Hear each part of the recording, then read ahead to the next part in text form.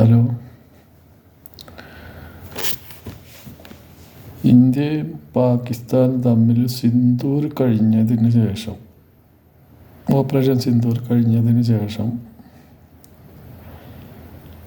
അടുത്ത ഒരു surgical strike വരാനുള്ളൊരു സാധ്യത വന്നുകൊണ്ടിരിക്കുകയാണ്. ഇന്നലെ രാജ്നാഥ് സിംഗ് പ്രതിരോധ മന്ത്രി അനൗൺസ് ചെയ്തിട്ടുണ്ട്, പാകിസ്ഥാൻ സർക്കിക് എന്ന് പറയുന്ന സ്ഥലത്തേക്ക് സൈനിക വിന്യാസങ്ങൾ കൂട്ടിക്കൊണ്ടിരിക്കുകയാണെന്ന്. പണ്ട് POKയിൽ പാക് അധീനത കാശ്മീരിലേക്കാണ്, ആ ഭാഗങ്ങളിലാണ് കൂടുതൽ പ്രശ്നങ്ങൾ ഉണ്ടാക്കിയിരുന്നതെന്ന് വിചാരിച്ചാൽ ഇപ്പോൾ അവർ കുറച്ച് മാറ്റങ്ങൾ വരുത്തിയിട്ടുണ്ട്.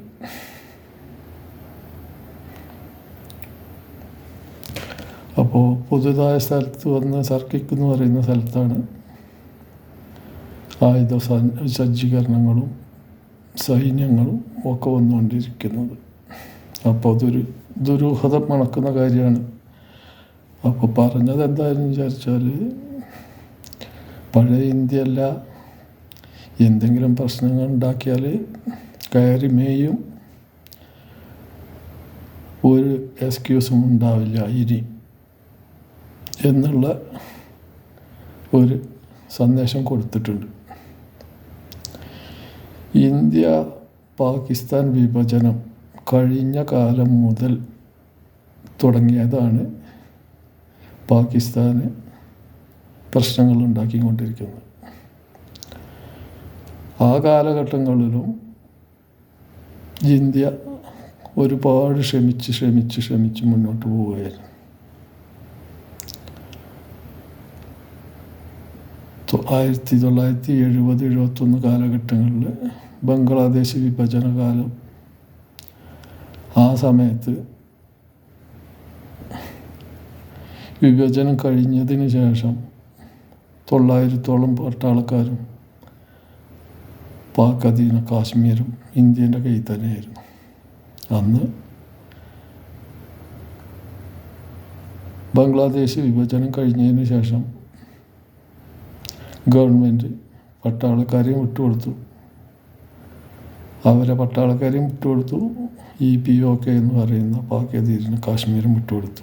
ആ സമയങ്ങളിൽ നമുക്ക് സ്വന്തമായ രീതിയിൽ വെക്കുകയായിരുന്നു വിചാരിച്ചാൽ ഇത്ര പ്രശ്നങ്ങൾ അനുഭവിക്കേണ്ട ആവശ്യമുണ്ടായിരുന്നില്ല. അത് കഴിഞ്ഞതിന് ശേഷം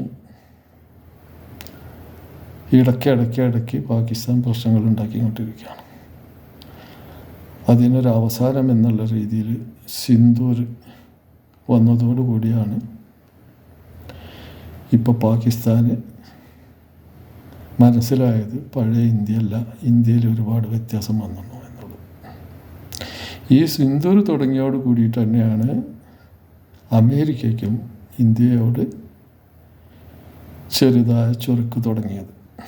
കാരണം ഇന്ത്യൻ വ്യോമസേന പിരാന കുന്നിൽ ബോംബ് വർഷിച്ചപ്പോൾ ഏകദേശം 10 വിമാനങ്ങളോളം അവിടെ നഷ്ടപ്പെട്ടിട്ടുണ്ട് ആ എയർബേസിൽ. അതിൽ പലതും അമേരിക്കൻ വിമാനങ്ങളാണ്. അപ്പോൾ ആ കാരണത്താലാണ് അമേരിക്കയ്ക്ക് ഇന്ത്യയോടുള്ള ഒരു ചൊരുക്ക് തുടങ്ങിയത്. ഇപ്പോഴത്തെ സൈനിക നീക്കത്തിൻ്റെയും കാരണം അമേരിക്ക തന്നെയാണ്. കാരണം എന്താണെന്ന് വെച്ചാൽ, അമേരിക്കയ്ക്ക് ഒരു വ്യോമതാവളം ആവശ്യമാണ് ഏഷ്യയിൽ. അതിപ്പോൾ പാകിസ്ഥാനാണ് സപ്പോർട്ട് ചെയ്ത് നിൽക്കുന്നത്. അപ്പോൾ അവിടെ പാകിസ്ഥാനിൽ എവിടെയെങ്കിലും ഒന്ന് ചെയ്യണം എന്നുള്ള രീതിയിലാണ്. ബലൂചിസ്ഥാനിൽ ചെയ്യാൻ വേണ്ടിയിട്ടായിരുന്നു പരിപാടി ഉണ്ടായിരുന്നത്. പണ്ട് ചൈനയുടെ കയ്യിലായിരുന്നു ആ എയർബേസ് മാതിരി അവരുണ്ടാക്കിയിരുന്നു. അതിപ്പോൾ ഓപ്പറേഷൻ സിന്ദൂറിന് ശേഷം ചൈനയും പാകിസ്ഥാനും തമ്മിൽ ചെറിയൊരു ഉടക്ക് വന്നതോട് കൂടിയിട്ട് അവിടുന്ന് ചൈന മാറിയിട്ടുണ്ട്. ചൈന മാറിയപ്പോൾ ബലൂചിസ്ഥാൻകാർ അവിടെ വരാൻ പറ്റില്ല എന്നുള്ള രീതിയിലാണ് ബലൂചിസ്ഥാൻ പ്രശ്നങ്ങൾ നടന്നുകൊണ്ടിരിക്കുന്നത്. പാക് അധീന കാശ്മീരിലും പ്രശ്നങ്ങൾ നടന്നുകൊണ്ടിരിക്കുന്നത് ഇത് തന്നെയാണ്. കാരണം വിഭജന കാലം മുതൽ അവർ ഒരു രണ്ടാം ആൾക്കാരായിട്ടാണ് പാകിസ്ഥാൻ കണ്ടുകൊണ്ടിരിക്കുന്നത്. യാതൊരു ആനുകൂല്യങ്ങളോ സഹായങ്ങളോ ഒന്നും ഗവൺമെൻറ്റിൽ നിന്ന് കിട്ടാതെ വന്നതോടുകൂടി അവിടെ അന്ന് മുതലേ പ്രശ്നങ്ങളുണ്ട്.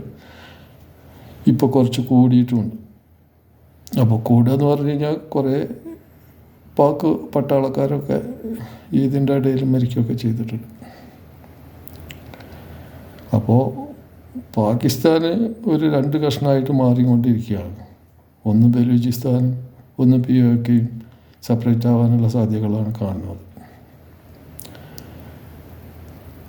അമേരിക്കേൻ്റെ സപ്പോർട്ട് കൂടി ഇനി അടുത്തൊരു അറ്റാക്കിന് തയ്യാറെടുക്കുകയാണെന്ന് വിചാരിച്ചാൽ, ഇന്നലെ രാജ്നാഥ് സിംഗ് ഓപ്പണായിട്ട് പറഞ്ഞിട്ടുണ്ട് പീസ് ആക്കുന്നുള്ളത്.